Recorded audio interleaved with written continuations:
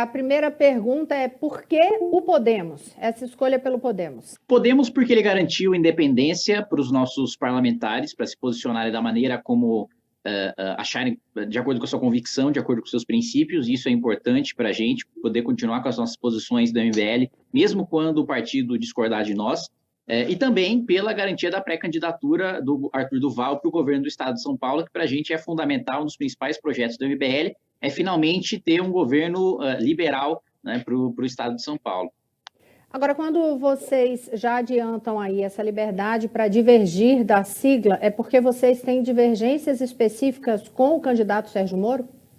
Não, nós temos divergências com o pré-candidato Sérgio Moro, né? Nós defendemos o enxugamento da máquina pública mais radical do que ele defende, somos mais ousados, por assim dizer, em privatizações, em reformas como a administrativa, mas essa questão com o Podemos da independência em relação ao partido é algo que a gente negocia desde a primeira eleição que a gente disputou em 2016, que foi o primeiro partido, né, pelo qual a gente disputou, foi o Democratas. Também essa liberdade, essa independência foi negociada e tem sido assim com os outros partidos pelos quais a gente disputou a eleição. Agora, pela primeira vez, todos os integrantes do MBL vão disputar a eleição pelo Podemos e fazendo essa negociação em bloco, é importante a gente manter essa independência, essa autonomia que a gente já mantinha dos outros partidos. Todos os integrantes, isso é só São Paulo ou considera a MBL país afora? O projeto político do MBL está focado em São Paulo, mas se eventualmente a gente tiver candidaturas fora do estado, também deve ser pelo Podemos. E existe alguma remota hipótese de uma conversa do MBL novamente com o presidente Jair Bolsonaro? Zero chance. Se Bolsonaro vencer a reeleição, no outro dia eu estou me candidatando a líder da oposição junto com o apoio, né, de outros colegas do Movimento Brasil Livre. A mesma coisa também com o ex-presidente Lula. Não existe nenhuma chance de aproximação ou de voto ou de apoio a nenhum dos dois. O Podemos na convocação que faz... O Podemos não, perdão. O MBL na convocação que faz hoje para esse ato em São Paulo, dessa filiação, são 7 filiações, né, Kim? Isso. São 7. Ressalta que faz todo um trabalho contra o bolsopetismo. Essa é a principal bandeira do movimento? Nessa eleição, sem dúvida nenhuma, nosso objetivo é combater 2 projetos criminosos e autoritários de poder. Tanto do Lula, que liderou e chefiou o maior escândalo de corrupção da história do país, submetendo o parlamento, né, na base da propina às vontades do executivo, quanto o Bolsonaro, que legalizou a compra de voto pelo orçamento secreto e também está diretamente envolvido em desvio de dinheiro público de assessor. Então, sem dúvida nenhuma, né, o mote da construção dessa terceira via, que tem sido defendida pelo MBL, é de defender um projeto republicano, democrático, ético, coisa que é exatamente o oposto do que tanto petismo como bolsonarismo representam. Que em relação ao candidato do Podemos, pré-candidato Sérgio Moro, existe aí denúncias que pesam contra ele, tanto no âmbito da Lava Jato, e aí já houve, inclusive, algumas decisões no Supremo Tribunal Federal, como agora pesa essa investigação em relação à consultoria que ele fez para um escritório americano. Como é que o MBL, como é que vocês, que agora se filiam ao Podemos, vão se posicionar em relação a isso? Porque há uma denúncia de que houve um conflito de interesses de Moro nesse caso das consultorias.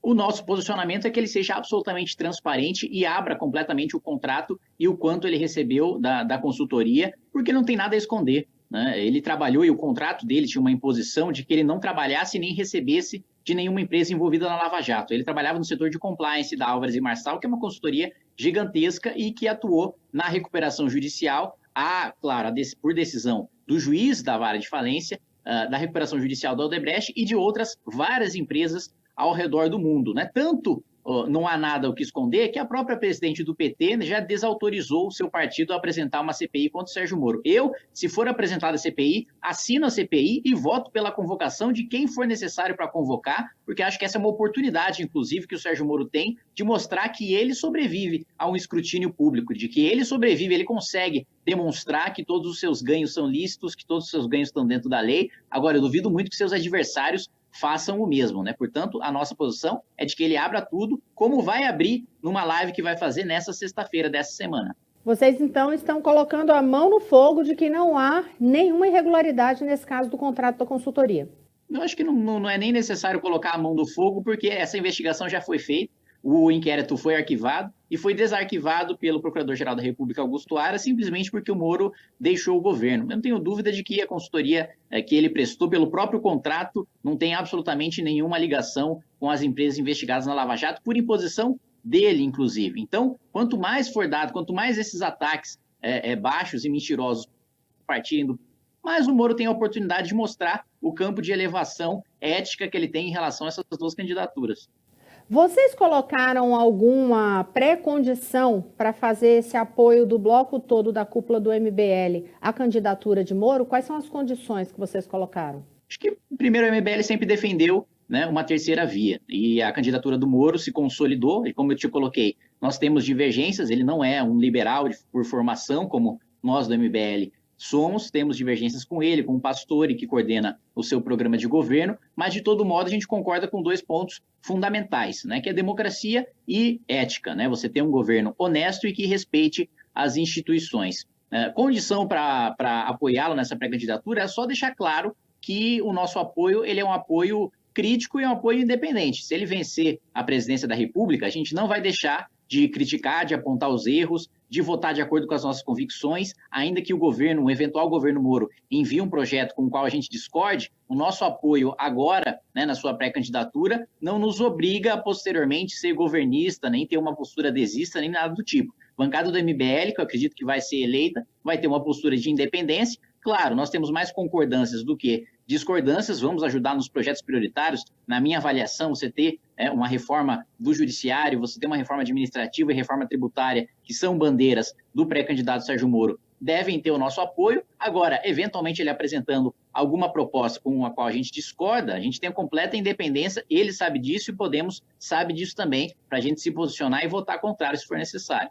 Vocês pretendem interferir, por exemplo, na discussão sobre quem vai compor a chapa para ser vice?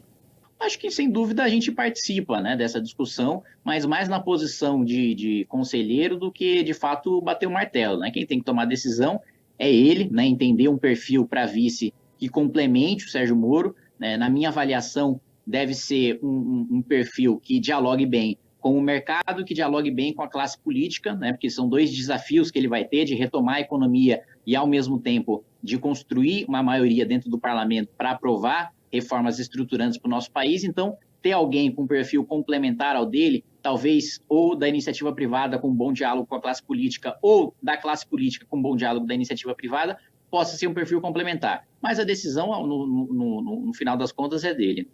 Só para ir finalizando, que em relação a outros partidos que vocês estão aí negociando e que já tem ou certeza ou sinalização de que vão compor esse palanque com Arthur Duval. Olha, a gente dialoga muito com o Cidadania, né? É possível que seja feita uma federação, né, de apoio a ele. Nós temos um bom diálogo também com o Patriota, que é o partido do qual o Arthur está saindo, disputou as eleições de 2020 para a Prefeitura de São Paulo, fez 10%, né, sem utilizar recursos públicos, fundo eleitoral, fundo partidário. Então, acho que são desses 2 os principais partidos com os quais a gente dialoga. Claro que é uma luta difícil, inglória, porque quando você tem, de um lado, né, um ex-presidente da República apoiando uma possível candidatura do Haddad, né, com a máquina petista à sua disposição, fundo eleitoral, tempo de televisão e etc. E, de outro lado, né, a máquina tucana, né, com o vice-governador Rodrigo Garcia, né, com as secretarias, compondo com diversos partidos políticos também, para ter mais fundo eleitoral e para ter mais tempo de televisão, vai ser uma luta em que nós vamos precisar ser mais eficientes, né, precisar utilizar os nossos recursos, como a gente nega o uso de recurso público e como vamos ter necessariamente menos tempo de televisão, vai ter que ser uma campanha mais baseada em rede social, mais barata, mais baseada em valores, em princípios, em voluntários, que é justamente desse tipo de política que a gente acredita, né? E agora, só fechando mesmo, se Moro sair do Podemos para a União Brasil, isso interfere alguma coisa nessa aliança?